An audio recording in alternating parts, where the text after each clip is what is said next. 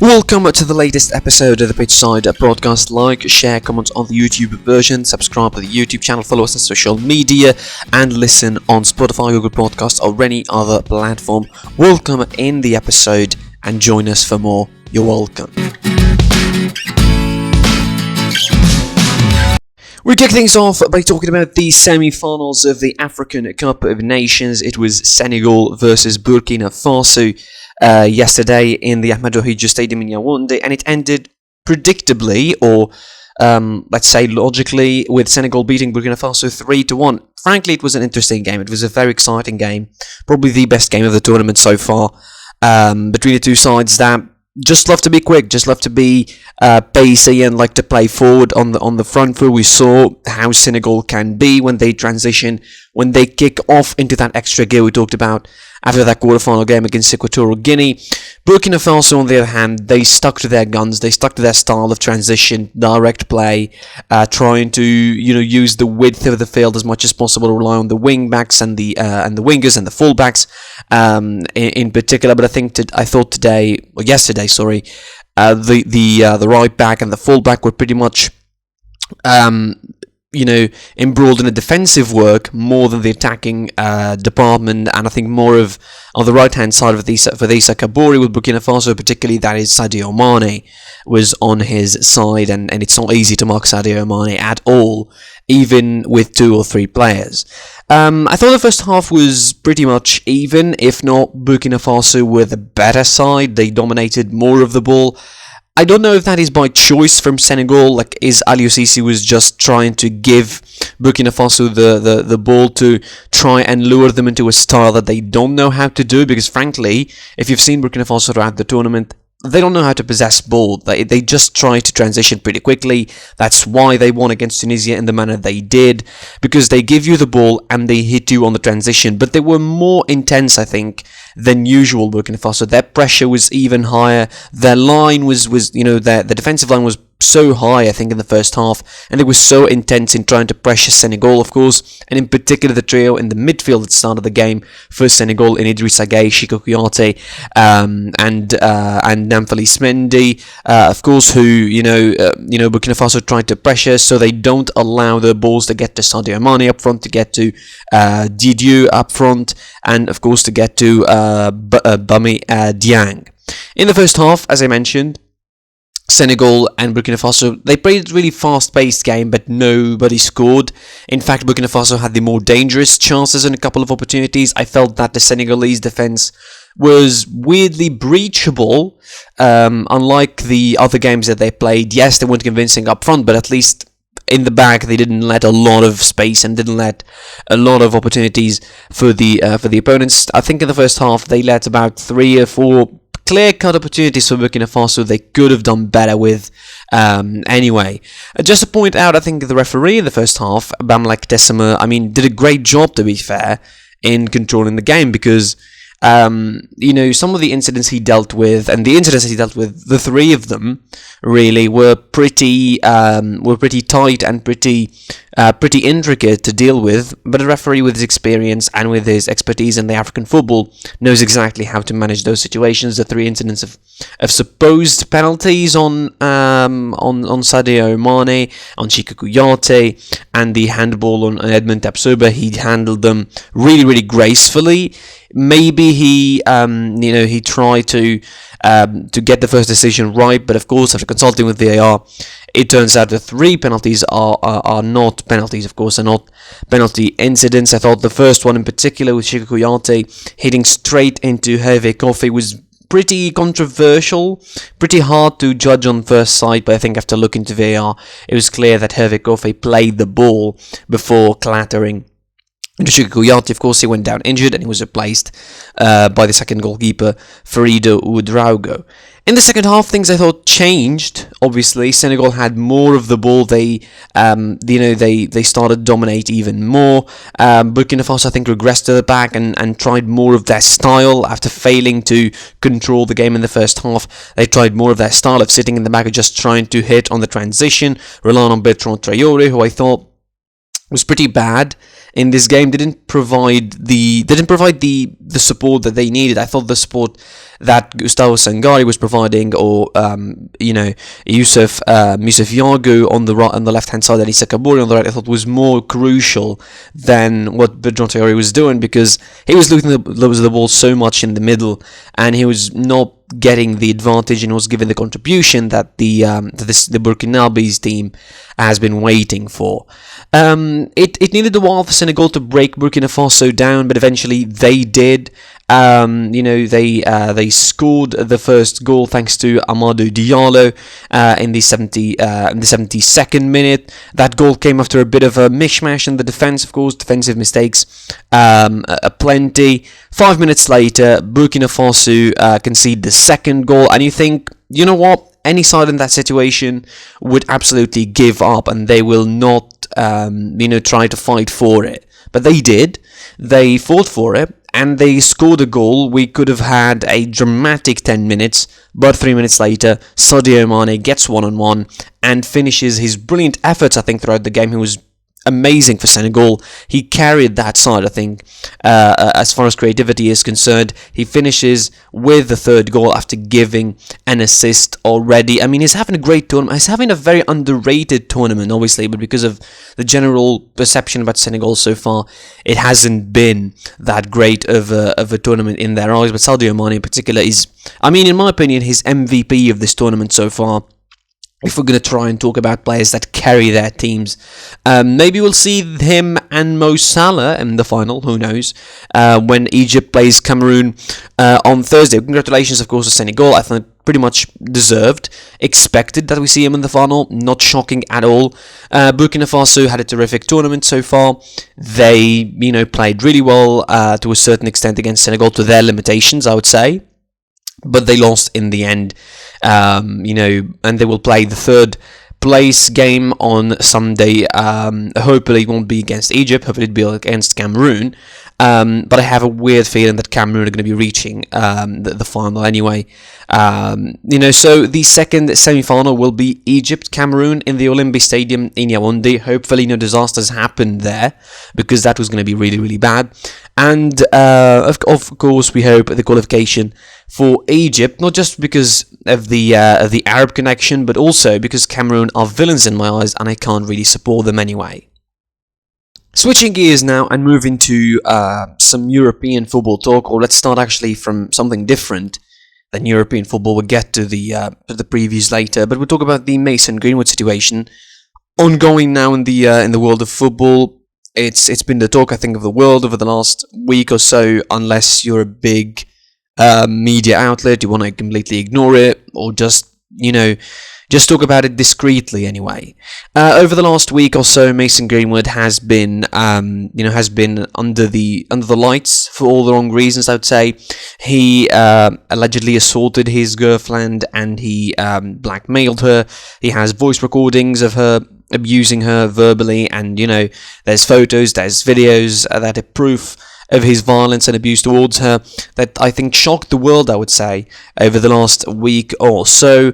The world of football, I think, reacted quickly. Some of them positively, some of them negatively, as you'd expect in these kind of situations. Although it should be the case when you're reacting to abuse or so. But I think the problem is not that people do not agree on the principle. People agree on the principle. It's wrong to be violent. It's wrong to abuse your partner or whatever. But I think the point of disagreement here is it true or not? I mean, the proof is there.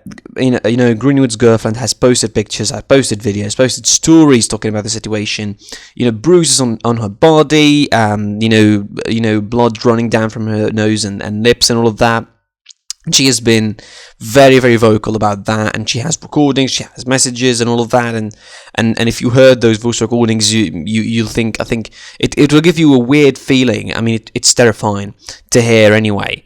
Mason Greenwood was arrested, of course, according to these accusations, and there have been a lot of weird reactions, I think, around the world of football. They've been the normal ones, obviously. I think Man United suspended the player until further notice, which is expected, really. Not just because it's a shame to associate themselves with another Man United alumni that is, accused of abuse and rape. If you know who I'm talking about, really, Ryan Giggs scuff.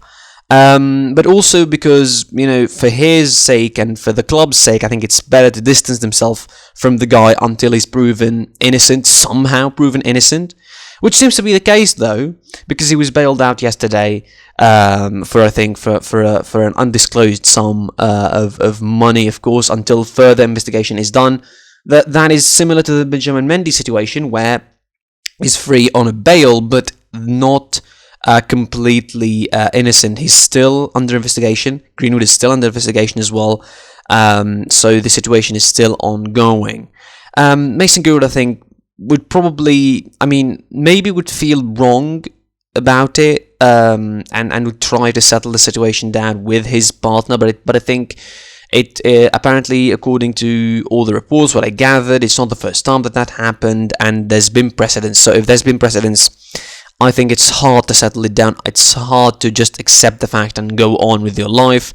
I felt something needs to be addressed, because these kind of topics or these kind of issues, despite football trying to take a stand against them, there's an example of that. Obviously, in Italy, there is a whole month for no violence against women, or to support that cause.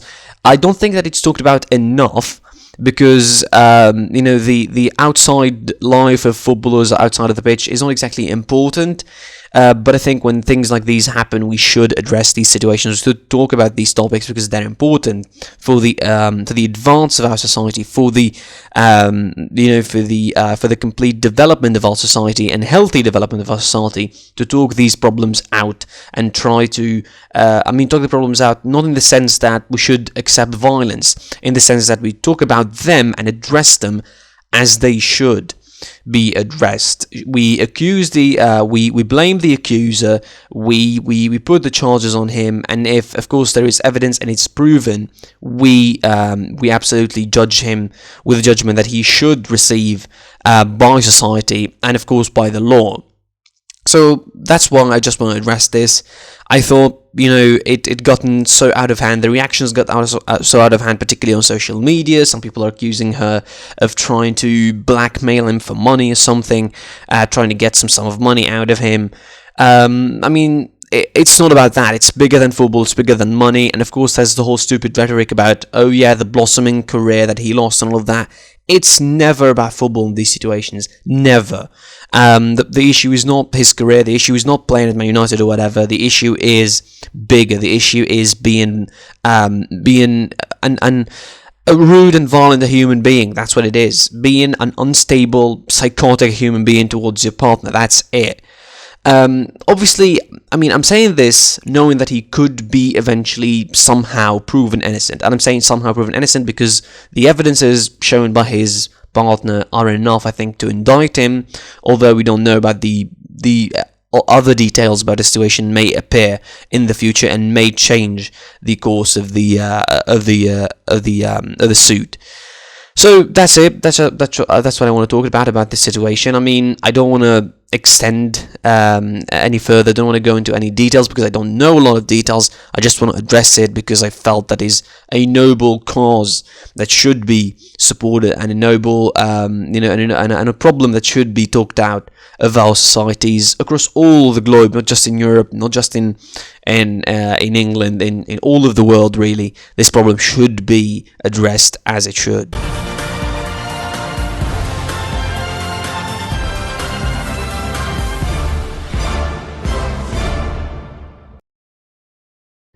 Moving on, and to something more positive now, more exciting, is the return of league football. It is the Bundesliga coming back, of course, and the other European top leagues, of course, coming back after the international break, a stopgap international break in the in late January. Over the last week or so, and we kick things off, of course, on round 21. On Friday, Hertha Berlin plays VfL Bochum, Köln Freiburg on Saturday, Mainz Hoffenheim, Arminia Bielefeld, Borussia Mönchengladbach, Augsburg Union Berlin, Stuttgart Eintracht Frankfurt, and the top billing of this weekend, I think, on Saturday as well, with Bayern Munich facing RB Leipzig, Borussia Dortmund versus Bayer Leverkusen, and Wolfsburg versus Greuther Fürth. That is on Sunday. As you mentioned, I think the top billing, in my opinion, the game that everybody's going to focus on should be Bayern Munich versus Leipzig. I mean, yes, the difference in standings or the difference in points between the two sides seem to be too big at the moment, 18 points.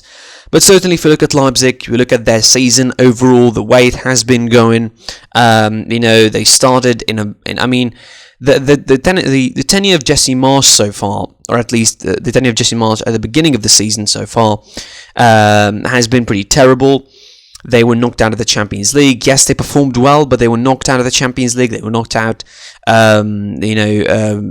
pretty disappointingly in a way. A couple of games against PSG, they could have gotten some points of. They could have gotten all the 6 points from both those games against PSG, which is a bonkers things to say, considering the squad that PSG has. But in the league, it's where they were hurt the most. I mean, at certain points of the season, they were 12th and 13th, and it close, very, very close to the relegation zone, which is not a place that Leipzig, after the money they spent and the success they had, to be fair, relatively, they didn't have a trophy to prove it, but final of the DFB Pokal, a semi-final of the Champions League. They were second on a couple of occasions. And they definitely were a team that was prepped, I think, to do big things, maybe even to end Bayern's domination over the Bundesliga and win a title, maybe before even Dortmund do. At least that's what I thought would happen. But this season they found themselves in a bit of a hard situation. Started pretty roughly under Jesse Marsch, and then Domenico Tedesco coming in, and I think, fixing the ship, I would say, steadying the ship for Bayern Munich. This is going to be the third, of course. This is going to be the third head-to-head between Julian Nagelsmann and Domenico Tedesco. And the form of the two sides is pretty much similar in a way. Both sides in the last 5 only lost once, albeit one difference is that Leipzig drew a game in that in those 5 games, but Bayern Munich didn't. They won 4 and lost the odd one. Of course, that odd one being against Borussia Mönchengladbach, of all teams who are in a pretty bad situation on their own, in any way. RB Leipzig's form, as I mentioned, as of late has been very good under Domenico Tedesco. They only had 1 loss since he joined the side, and that was against loss was surprising against Arminia Bielefeld late on in the in last year. Bayern Munich, on the other hand, they find themselves in a pretty decent situation. They're starting to get the players back. Kimmich has returned and he's doing really well, and he's showing why he's been missing from that Bayern Munich midfield. Goretzka is still a miss for the game against Leipzig. Potentially he's going to be missing even longer. Alphonso Davies still having some health issues. Aside from that, there's not so much problems as far as fitness is concerned for Bayern. Julian Nagelsmann is trying to get the players as fit as possible. Obviously, Champions League, round of 16 is pretty soon. It's on the corner for Bayern, and despite sounding like an easy game for them against Red Bull Salzburg, it's not the same. It's not easy, I would say. It is a pretty tricky one. But obviously, the focus is on another Red Bull alumni, on another Red Bull connection here, is RB Leipzig. This game, as I mentioned, is not going to be easy. In other circumstances, this game would have been probably between first and second on the table in Bayern Munich versus Leipzig. This game comes, I think, at a crucial time, as I mentioned, for Bayern. A Champions League round of 16 closing enough, and Bayern, I think, as much as people think that it's easy to win in the Bundesliga and get results and all of that, Bayern need momentum. Bayern need momentum for the Champions League. They need that push. They need that sort of form going into the round of 16 to lift them up and to lift the players up. And obviously, with the players that are still missing, very key players, I would say, in Goretzka and Davis, we saw how injuries were pretty much the way that Bayern were outdone of their season last time out. Obviously, missing Goretzka, Lewandowski in a crucial time in the quarterfinals against PSG. Hopefully that doesn't happen again this season, because Bayern are legit contenders for the Champions League title, and they will need the squad, of course.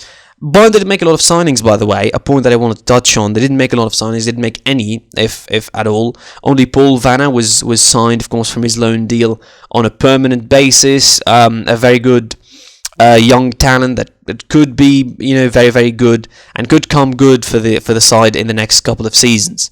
Elsewhere in the Bundesliga, Borussia Dortmund face Leverkusen on Sunday. Of course, they will. I mean, it's a big clash, I think, where Borussia Dortmund would just hope for the 3 points, because at the moment they will just play in catch can with Bayern Munich. They'll just try and keep the distance up to 6 points, and then wait for Bayern maybe to drop points at somewhere in the season, and it will just jump on their backs anyway. Leverkusen trying to keep their spot. Obviously, there's contention from Union Berlin and Freiburg and Leipzig and Hoffenheim behind them, all within the distance of getting that third spot. Of course, the top 4 spots at the moment is a pretty big battle in German football. The third and fourth spot in particular, a pretty big battle between 5 sides, as I mentioned at the moment. Leverkusen, Union Berlin, who have a pretty tough game, pretty tricky one against Augsburg away. Freiburg, who play Köln away as well. Köln have been having a decent season, and a win for Köln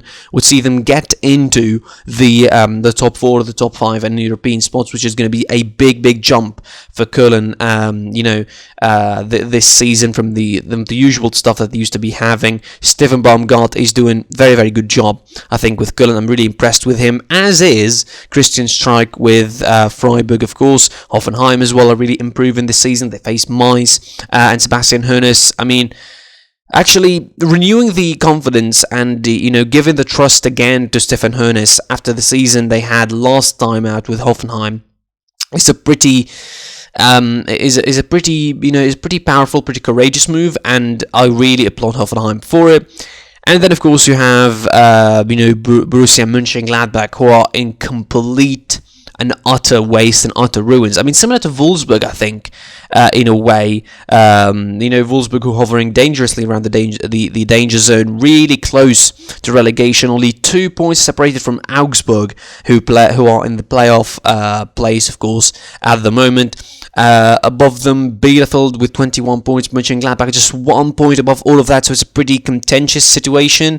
I mean, when you consider that the difference, or the point difference between 6th RB Leipzig and 16th Augsburg is only 12 points, while the difference between Leipzig at 6 and Bayern on top is 18. I think how the Bundesliga has been going this season. I think it's tight in the rest of the table. People may be not noticing, but it's pretty tight around the rest of the table. As I mentioned, Bayern Munich versus Leipzig is the top billing, is the anticipated game, but also there's some nice fixtures to look forward there as well. Stuttgart versus Frankfurt should be a good game.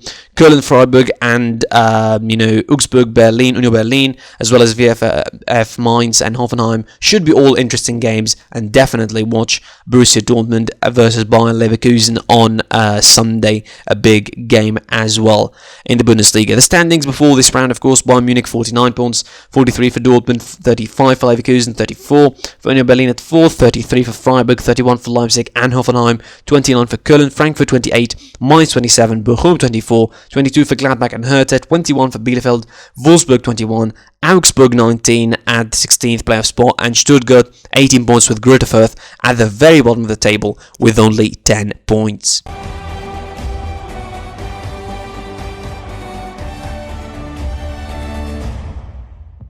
Before we move on, of course, to La Liga, and before we start talking about La Liga, there was some action from Copa del Rey in Spain, with Rayo Vallecano eliminating Mallorca and getting to the semi-finals of the competition, and Valencia defeating Cadiz 2-1, and getting the semi-final, of course, to be part, of the semi-final. Rayo Vallecano, they will meet. I think they will meet Valencia, of course, or Rayo Vallecano. They will meet, the winner from Real Sociedad versus Betis on Thursday, of course, and Athletic Club face Real Madrid on Thursday as well.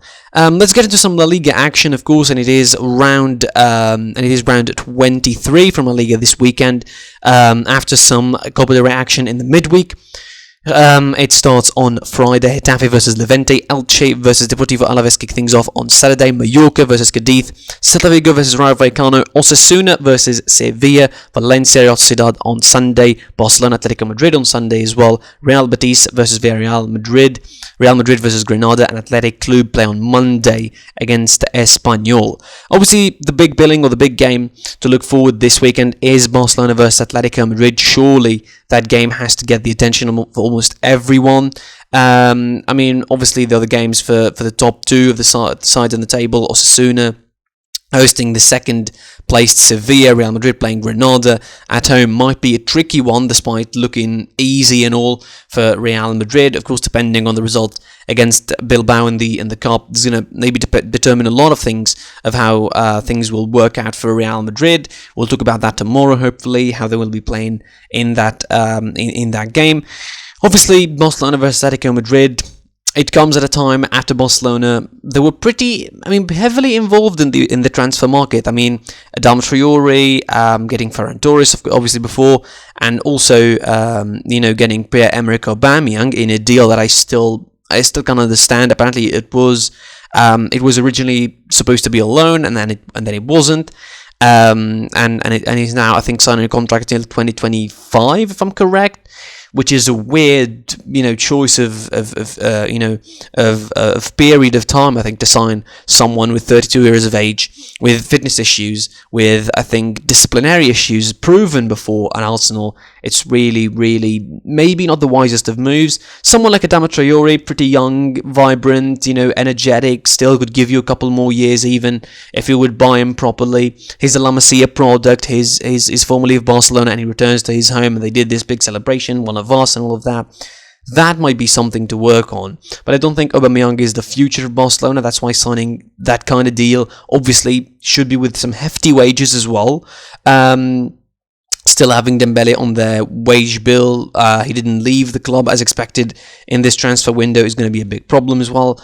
So all in all, I think Barcelona, they try to move in the transfer market. They don't look that good, I would say. They don't look that impressive, but just I think the fact that they have a full squad, a pretty deep squad, I would say, is something they would be happy with for the rest of the season. They would need something like that because injuries and COVID have hit them so hard in the first half of the season.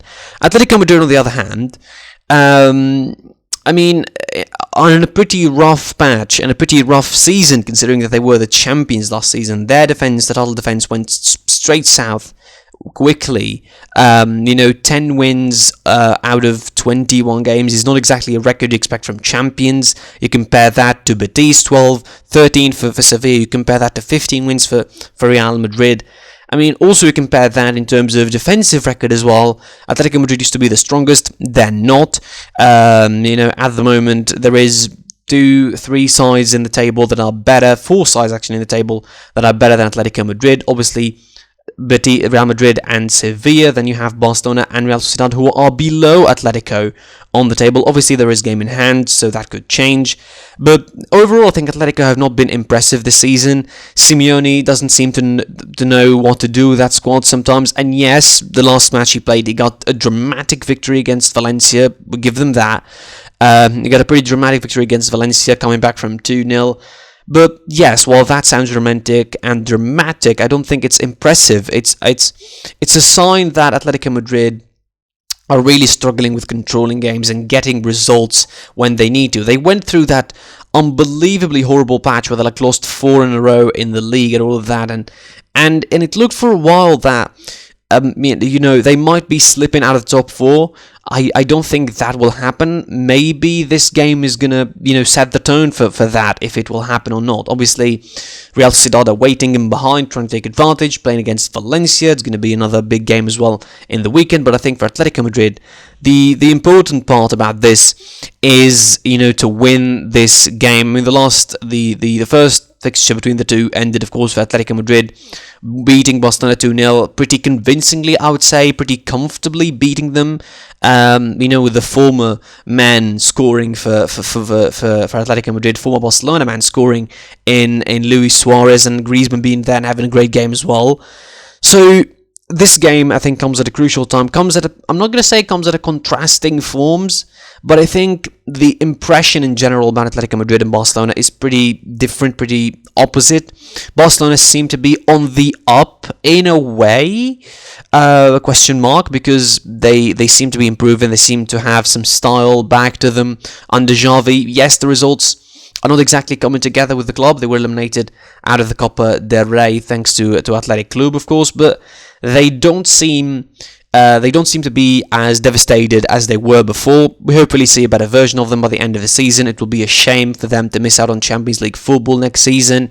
They only have I think the Europa League is only their true logical way now to get into the Champions League without trying to involve themselves in top 4 situations. Maybe they'll try to focus on that, who knows. But again, this game is going to determine a lot of things when it comes to the top 4 battle.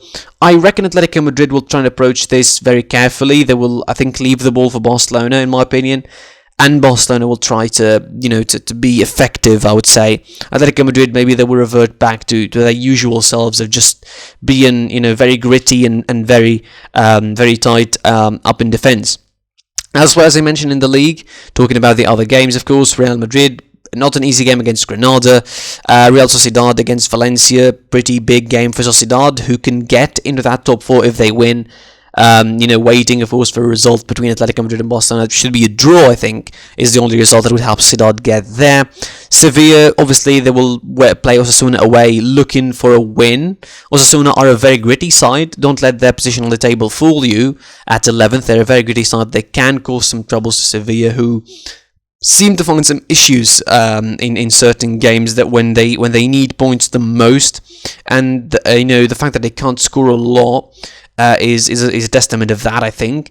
Elsewhere, of course, Real Betis playing against Villarreal should be a very entertaining game as well. Betis are having a very good season, I would say, at the moment. If they can keep up this momentum, I think a Champions League place is not going to be out of reach. We're pretty much at the big end stretch of the season, so I think logically they can dream about having a Champions League place next season. They're having a very good record. They're scoring goals. They're very impressive. I think the most enjoyable side on the season is Real Betis, in my opinion, without a doubt. While Real Madrid, they know how to get points. Sevilla know how to get points for the most part. Betis are just enjoyable. I think they're the Atalanta, in a way, of La Liga in certain ways. They are the Leeds United, probably, of La Liga. Slightly with a stronger defence and a better position on the table anyway. So as it stands in La Liga, it's Real Madrid with 50 points, 46 for Sevilla, 40 for Betis, Atletico Madrid with 36, Barcelona 35, 34 for Real Sociedad, 32 for Villarreal, Vallecano and Athletic Club with 31, 29 for Valencia, 28 for Osasuna, 27 for Celta and Espanyol, 24 for Granada, 23 for Elche, 22 for Getafe and Mallorca, 20, Cadiz 18, 17 for Alaves at 19th, and Levante at the bottom of La Liga with 11 points. We finish off this episode. That's it. Thanks for listening and watching. Like, share and comment. Of course, subscribe to the channel, enable notifications to receive all the updates. Follow us on social media, the usernames on the screen and the links in the description. And of course, listen on Spotify, Google Podcasts or any other platform, and join us for more. Wait for us tomorrow, of course, the Serie A preview. Premier League review. We're going to be talking about the African Cup Nations, other semi-final between Egypt and Cameroon, of course, and much, much more coming. I was your boy, the HOD of the PSP, and until tomorrow's episode, goodbye. Behind closed doors, I'm a fool for your love.